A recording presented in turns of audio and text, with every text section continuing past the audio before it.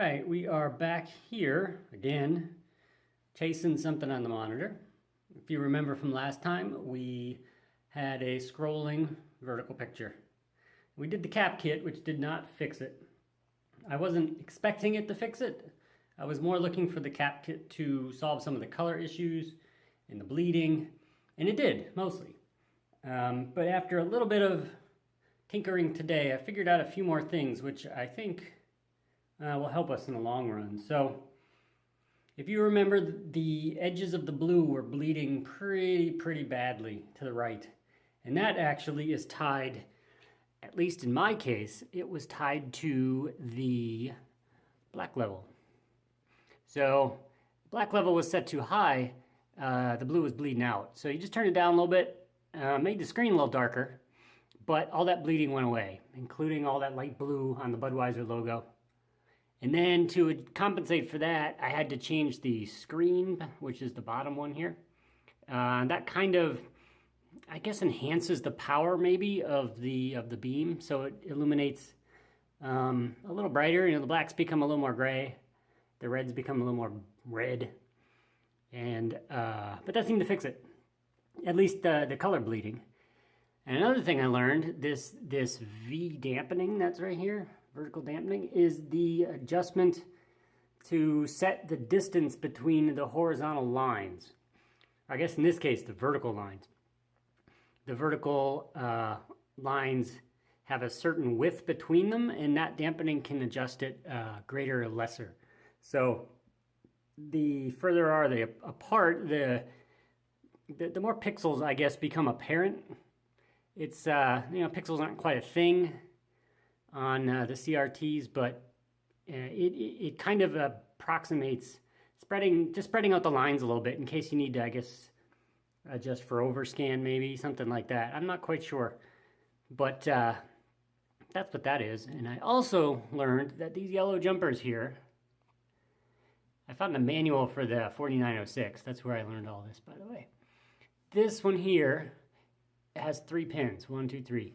And if you need to adjust your screen so to make the beam appear in a different place on the screen, you can adjust that. There's one for horizontal and one for vertical. In this case, this one's vertical. And it was set on the pin on the right here.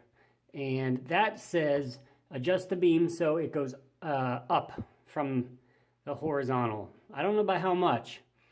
But if it's set in the middle, this is straight. If it's here, the beam kind of goes up in an angle a little bit. And if it's set to this one, the beam goes down just a little bit. So I moved it to the middle because it was set on high, on up. And I don't know if that is something that's going to affect me later, but I moved it back to the middle so that we're dealing with a blank slate, basically. And the same thing for the horizontal. You can move it left and right. There's 3 pins there. And that one was in the middle, so I left it where it was. But I did make a little progress here in regards to the picture. So what I'm going to do is turn it on. I come around front.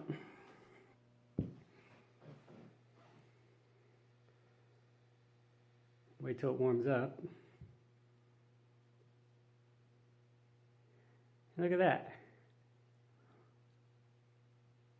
It's not scrolling. It's not moving at all. In fact, the vertical hold snaps into place like it should. It just kind of pops into place. I removed the vertical hold potentiometer, which is the one right here. I removed that from the board, and I unsoldered it and cleaned it out with some contact cleaner.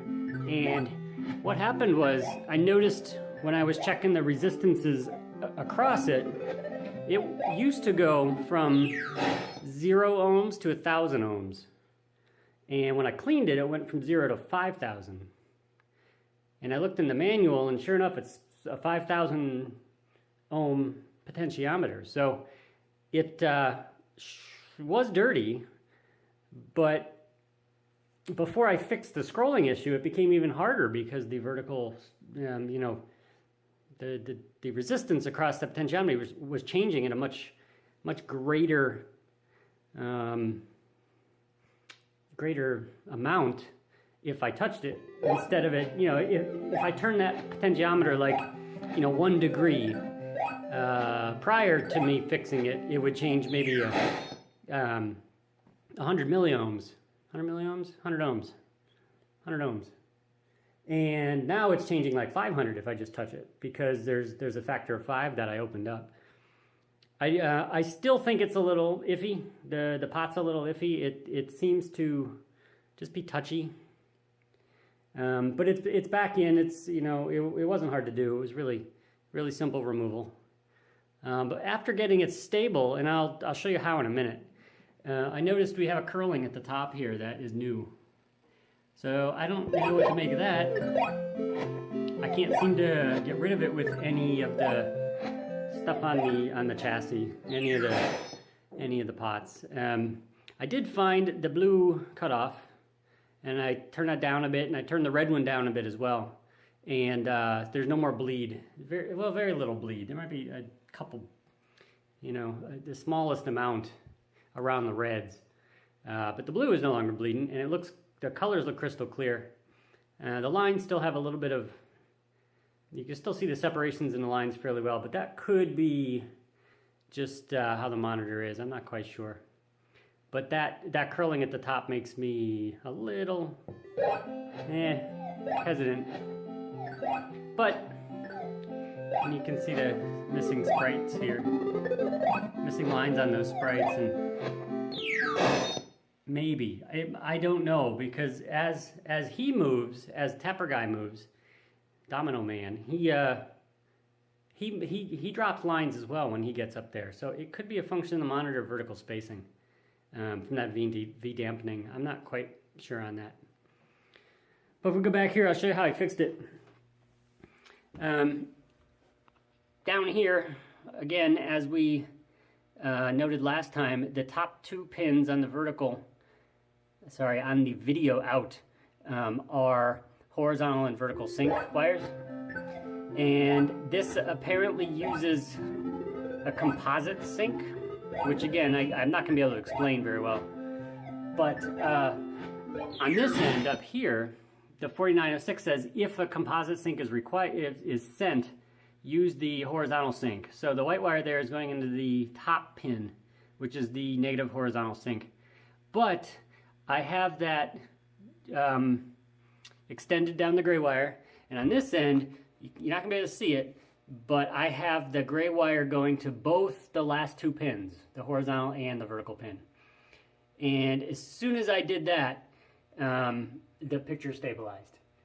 So it comes down to the 2 sync signals from the board getting combined into one up here at the monitor, and it was happening. Prior to that, I had a single signal coming out of the back end here. I was using either the horizontal or the vertical pin, and it never occurred to me that, you know, try them both. There's a chance that it's combining that signal up at the top anyway. And I think that's how it originally was hooked up, but I think because of the bad connectors, it was never really solid. It's still not solid, but it's happy.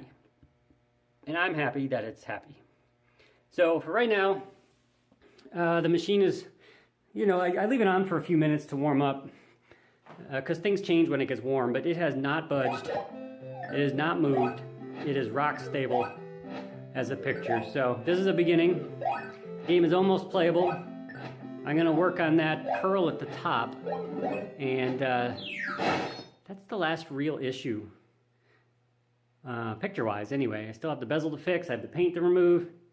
Coin door still doesn't have any lights, or is not hooked up yet, because the connector they used doesn't fit with this coin door, which is really odd. So I'm going to have to cut some wires and make a connector there as well. So that's that. I will update further as I get further along this project, and hopefully we both learned something. So I'll see you next time. If you like this video and you want to see more, hit that thumbs up and subscribe button. I have other arcade and pinball videos on the channel you might be interested in, like this one, and this one, even this one. Thanks for watching.